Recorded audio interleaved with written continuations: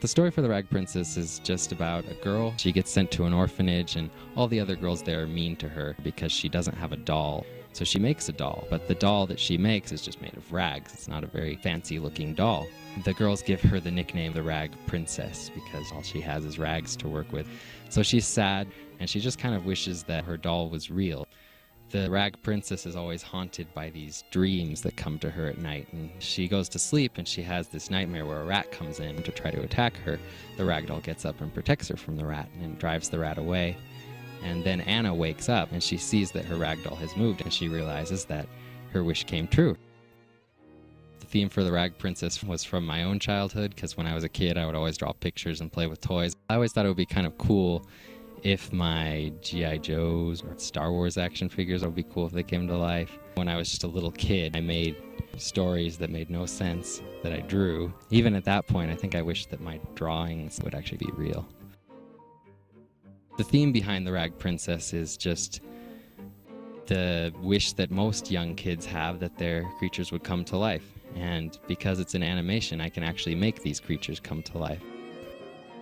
Originally, I wanted to make it just as a line animation. I just wanted to draw the whole thing, and it just turned out to be too hard to do it with drawings. I decided that I would do the first part, the part that tells the story of Anna, with line animation. I really wanted to use line animation because I wanted the Rag Princess to look like a storybook. Later on, when the rag doll actually comes to life, I change it to stop motion. So I use a real rag doll and I photograph the rag doll. I wanted to show that the rag doll had actually come to life. And I thought that the best way to show that was to start out with very simple stick figure drawings and to have them get slowly more fleshed out and more realistic looking, and end with a very realistic scene of the drawn rag doll laying on a table, and then switch to the real stop motion footage rag doll lying on the table. And I thought that would really make it hit home that now the rag doll, when she sits up, she's really alive. The story is about a doll coming to life. It's obvious that since I'm doing animation, I can actually make a real doll come to life.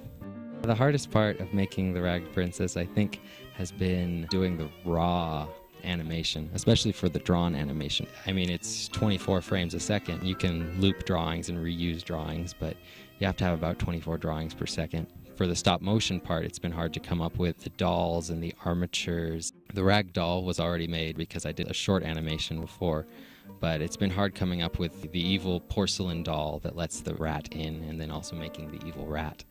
But I've made them in the same way, just using stuffing over a wire armature and then covering that armature with cloth. If I were to give advice to someone making their own animated film, I guess I would just tell them to be very patient. While coming up with a story may be hard at first because you have no idea where to start, once you get an idea, it's fairly easy to flesh out that idea and decide, okay, this is where it's going to go. But then it starts to get very tedious. You have to draw frame after frame, or if you're not drawing, you have to make tiny, tiny movements every single frame. You don't need to be a good artist to animate, but you need to be able to do realistic movements. And the best thing that helps with that is to actually film real people and match your animations to the footage that you have of real people doing things like walking or talking, because it makes it a lot easier for you to get realistic movements. And essentially that's what animation is it's just movement. Well, the funnest part of making the Rag Princess has been seeing it all come to life. It's really nice to just see the dolls moving around on the screen after I'm finished animating a sequence, because it's just like the dolls come to life, and it's almost like magic. And even though I know the whole process that made this magic happen, it still seems like magic to me that the doll can just move around all on her own. She just has so much personality.